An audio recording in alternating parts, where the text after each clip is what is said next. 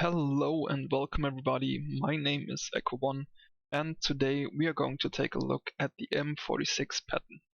A real good jack of all trades and one of my favorite medium tanks inside the game. One thing that I want to highlight real quick before we look into the stats is that the Patton is pretty XP expensive. You will have to grind a lot to get all the top modules, and this will be the time where you will probably hate this tank. However, I'm going to show you what the Patton can do in the final form, and I hope that this will make up for all the effort you will have to put into it to grind that far. Now, if I say that the Patton is a jack of all trades, that's not 100% accurate, and I'm going to have to make one limitation to that, and that is going to be the hull armor, as you will see later on in the game. It is really bad, and you will have to get used to playing hull down. However, most of the maps actually do allow you to play hull down, at least in some situations or in some areas, and therefore I don't really think that this is holding the tank back all that much. But let's not jump too far ahead. Let's start at the top, and this will as always be the DPM. 2700 is quite solid, and you can combine that with 390 alpha damage. From my point of view, this is a sweet spot because it will almost guarantee to take off the tracks of your opponent in one shot, and that's always a good thing to do in your medium tanks. The rate of fire is good enough to track your opponent again if they don't have a good repair crew or if they don't use the repair kit, so you should always capitalize on that. The 218mm of penetration that we have on the standard AP shells is not that much. And actually that's something that we see on a lot of the tier 8 medium tanks nowadays, so get used to shooting a couple of APCR shells with 265mm of penetration. Overall, this makes the tank way more expensive to play, but also way more fun. HE shells have 480 damage with only 53mm of penetration, so I wouldn't pack too many of them. However, against lightly armored targets, they are pretty good, and it allows you to even one-shot some of the artillery. You do have the possibility to carry 54 shots, so that will allow you to mix up your ammunition in the way that you want. The aim time is 1.92 seconds, which is not bad. The dispersion is 0.37, so this tank really is not a sniper. But on medium and short ranges, the gun is accurate enough, and even on long distances, sometimes you can make it work. One of the best aspects of this tank is that the gun dispersion while moving, while turning the tank, or while turning the turret, they are just exceptional. 0.11 or 0.08 is just amazing, and you can snapshot in this thing like in barely any other tank in the game. Now, when it comes to mobility, once again the Patton is not the best, so the 48 km an hour backwards are a limiting factor. Don't expect to outrun your opponents, because other medium tanks will most likely be faster. The 20 km an hour backward speed are quite solid and are especially practical if you are playing a ridgeline and if you wanna just peek and then retreat safely. With 19 horsepower per ton, you are still going to be pretty mobile. Just like I said, don't expect this tank to be a race car. Like I said before, if you want to play the M46 Patton successfully, you will have to get used to playing hull down. Luckily for you, the 10 degrees of gun depression that the Patton offers are pretty comfortable for you. Sure, it's not the best, but you will still be able to work most ridgelines and therefore hide your hull. The Patton has 1700 hit points, and in the case of the Patton, that's important. Sometimes you will have to risk a couple of hit points to get into a more favorable position, or sometimes when playing a ridgeline, yeah, you know, those pesky artilleries, they will rain down on you and you will have to withstand that for a while.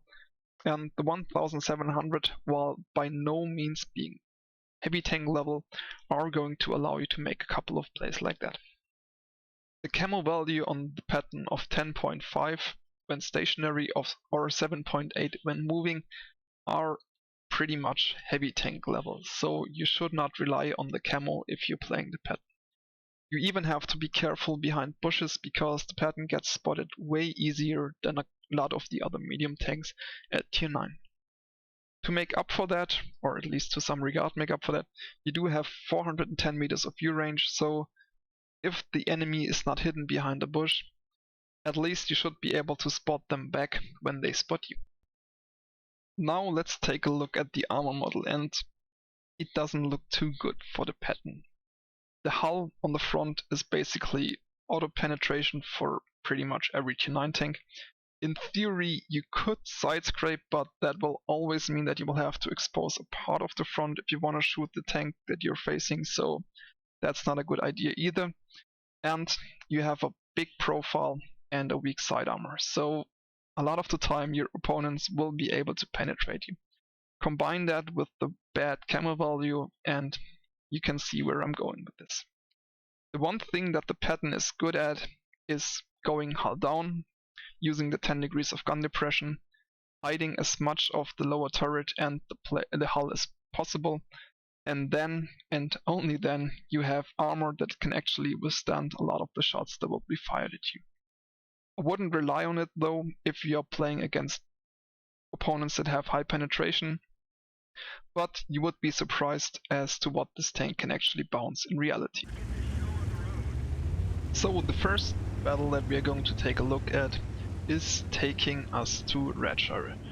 I don't really like this map. I feel like it's pretty unbalanced.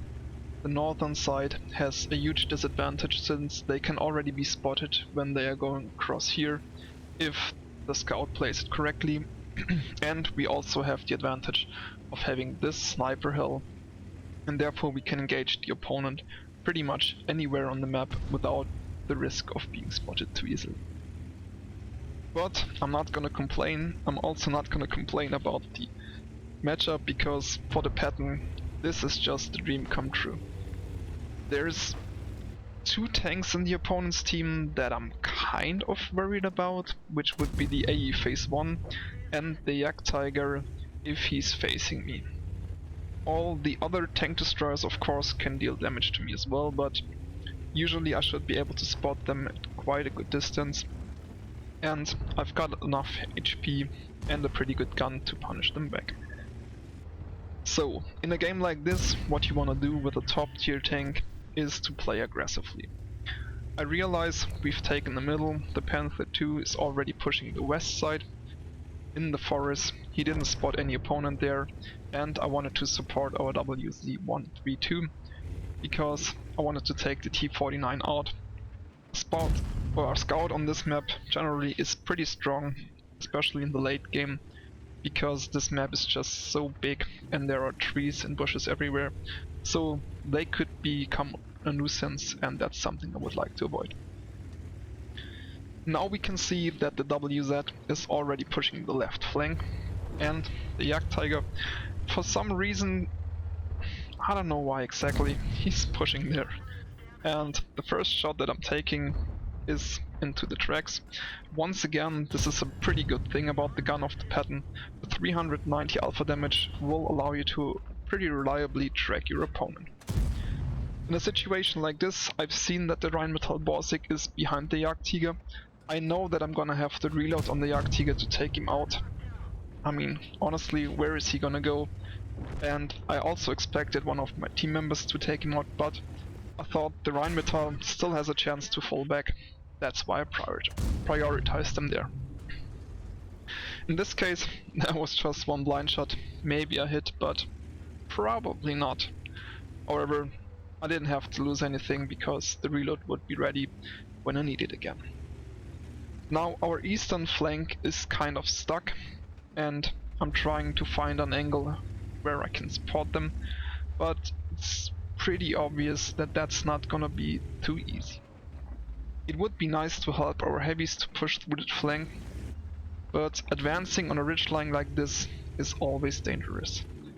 We know that the CS-53 or 52 Liz, sorry, is back up in that area, and it's safe to assume that he's not alone. We also know that there's gonna be 1 or 2 tanks here, so they could spot me easily. And at this moment of the game, I really don't have to rush it. We have a good advantage. Some of our tanks are pushing at some points, and I'm still getting targets. But as a top tier tank, you should still be kind of active, even in a situation like this. If you lean back too far now, and for example the heavies lose the flank, then you're going to be outflanked at the wall and you still have a problem. So what should I do now? Well, once again, like in a lot of the games that I've already commented about myself, something. And in this case I decided, okay, well, the eastern flank is something where I really can't do anything there. And the middle is too risky, with all of the tank destroyers still being in the game, and with the high alpha damage they can dish out. I really don't want to get bursted on the top of the hill there, and that's why I decided to take the game to the western flank. Here you can see once again the mobility on the M46 Patton. It's really not that great. With other tanks I could make moves like this way more reliably, and also I wouldn't get spotted that easily. The camo value on the Patton really is one of the things that you will have to learn to play around, because most of the time when you see the opponent, even though you have a very good view range, if there aren't any bushes between you and your opponent, you will probably get spotted. So there is a rack in front of me. I didn't realize that early enough, that's why I'm pushing it a little bit, and I need to get out of that situation. The Prosciutto 46, if he's able to get into my side, will deal horrendous amounts of damage in short time, and that's something I would like to avoid. Now my first impulse was to push up there, and I didn't do that because the Prosciutto pushed into me, and now I'm realizing that actually I'm in kind of a good dip here in this situation. I can stay low enough for the middle not to be able to shoot me, and I was able to take the Prosciutto down, once again due to the fact that this tank has a pretty good DPM and a very reliable gun. As you can see, it's easy to shoot in this tank even while moving. Now I'm getting spotted probably by the Liz from over there where I was just aiming, so I don't want to advance too much. I'm a one-shot for this Zoo, and if the other tanks hit me, I'm probably going to be a 2-shot. You could also see that the armor really didn't hold up all that much against the Prosciutto. I was lucky that some of the opponents bounced there or just took off the tracks or hit the gun, but really in a situation like this where you cannot be held down, you should never rely on the armor of the Patton. But once again you could see snapshotting in a Patton is really one of the things that barely any other tank can do on such a high level. And it feels insanely rewarding to put the 390 damage into an opponent, especially if they are low tier. They are just done with a couple of shots. Now all we have to do is clean up. I know that the Liz is somewhere in there.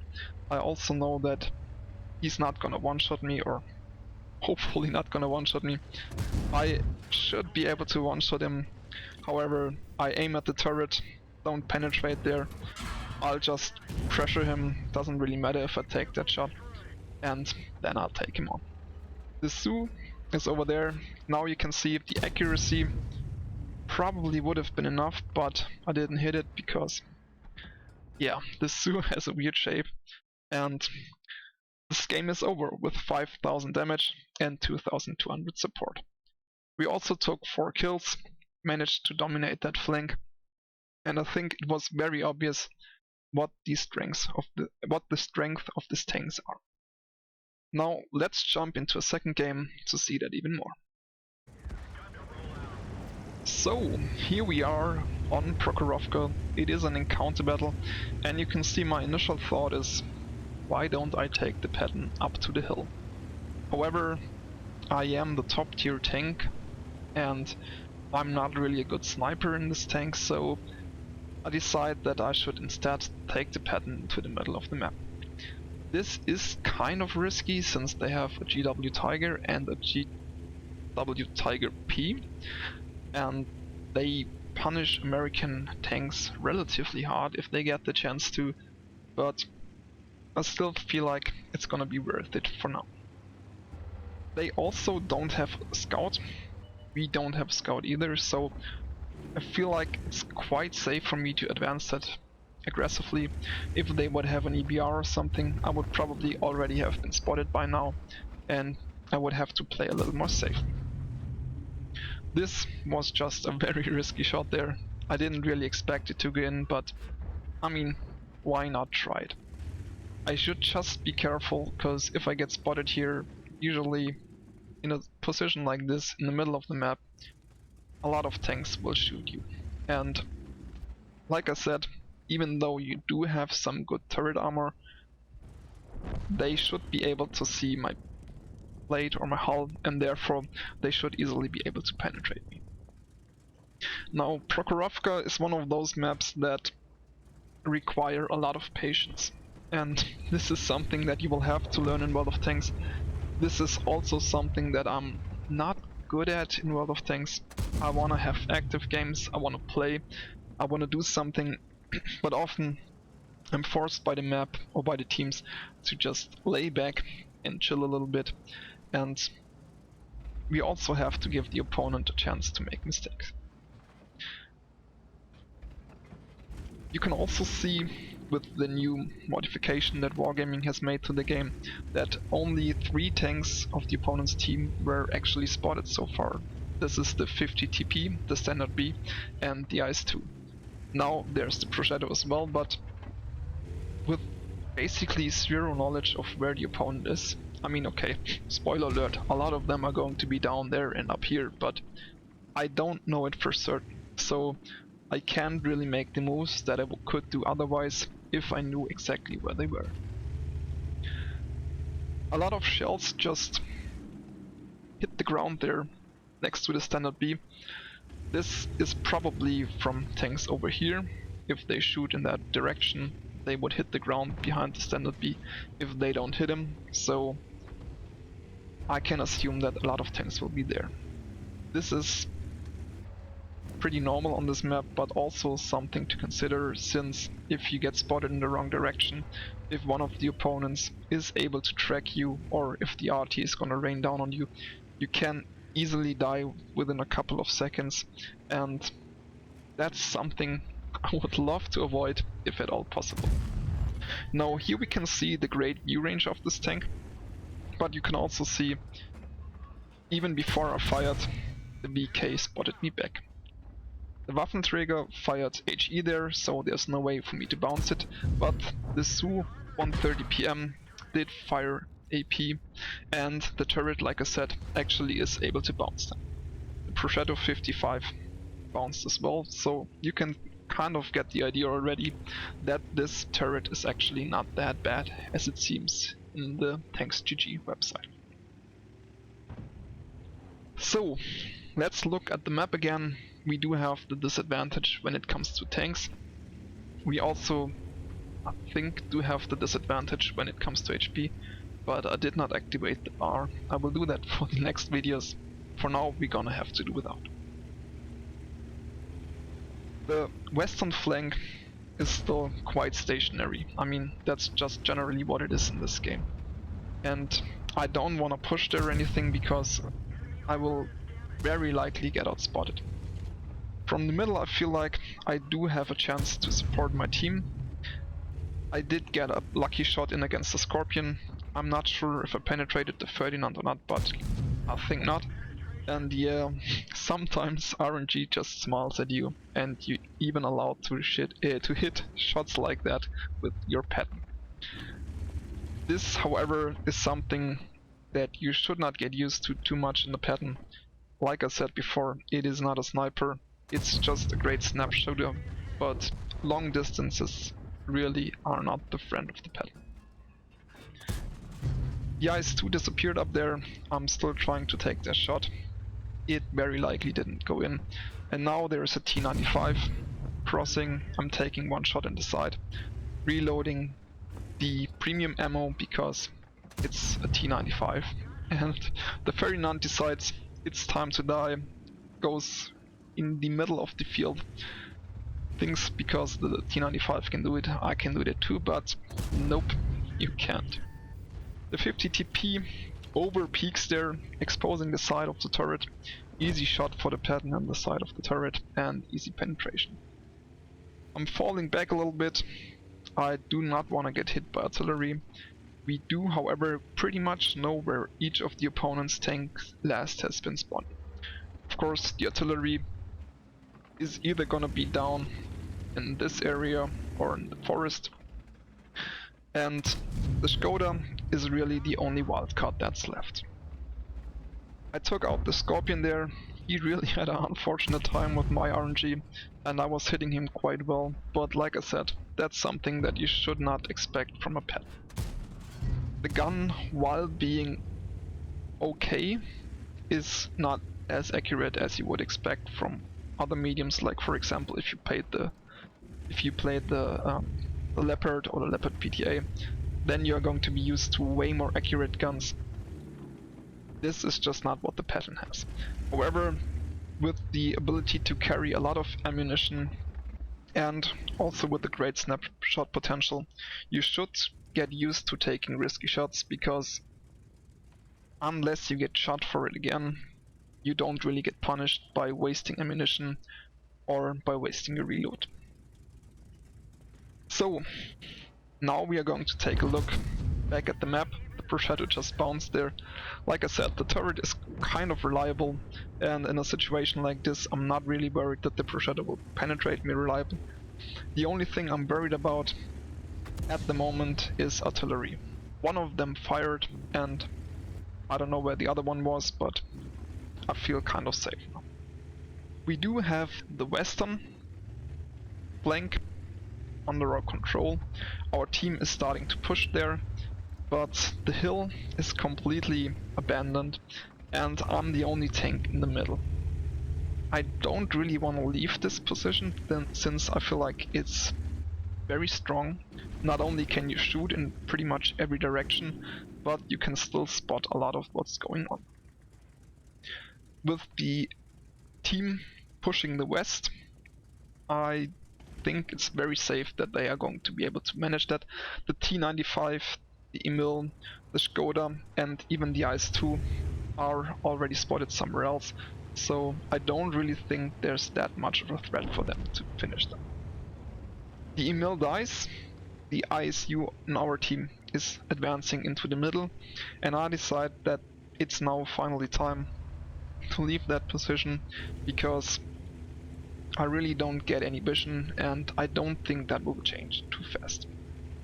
What I want to do now is go up to the hill, and to do that I'm going all the way around. The Patton's mobility, while not being great, still allows for such moves, but you have to be way more careful about stuff like that as in other medium tanks, because they would just get there faster. Now the opponent's team is falling apart.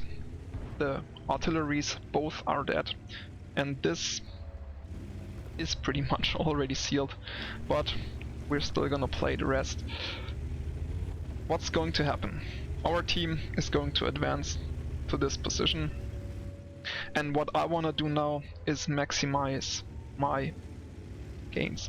What I can gain from this is still, I'm working on the gun mark for this. I'm at roughly 90% at the moment, and in a game like this where I've already spotted so many tanks, I do wanna get a little bit more out of this, and that's why I'm pushing him. The T95 is hiding behind some houses. I'm not really able to shoot him there. I've seen a bit of the outline, but I'm really not sure I'm gonna be able to shoot him. He's turning around, I think for the standard B or something, and I really don't want to get hit by him because that would bring me down to a one-shot. But he's taken care of, and now I can safely push in and try to increase the damage.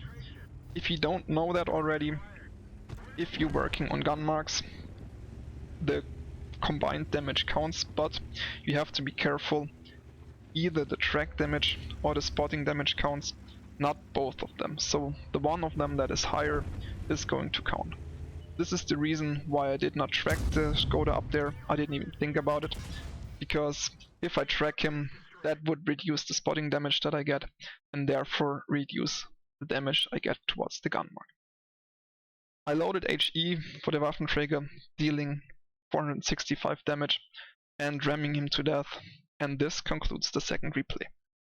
Now let's take a quick look at the stats, and the first game on Redshire was an Ace Tinker. I got the High Caliber award for 5,175 damage, 4 kills, and 2,200 support damage. Overall, that gave me 1,300 XP, so that was a pretty good game already.